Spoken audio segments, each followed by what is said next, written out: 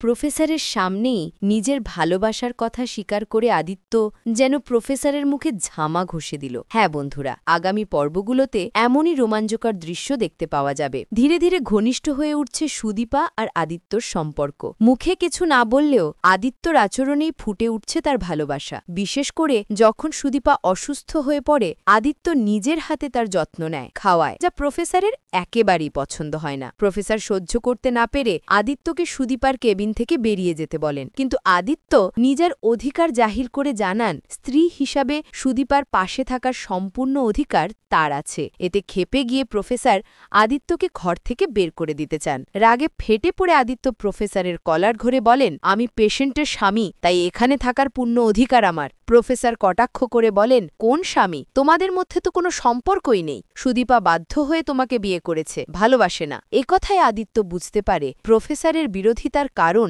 আসলে ব্যক্তিগত, তাই সবার সামনে নিজের ভালোবাসার প্রকাশ ঘটায় সে। সুদীপাকে জড়িয়ে ধরে বলে, সুদীপা, আমি তোমাকে ভালোবাসি এবং সারা জীবন ভালোবাসব।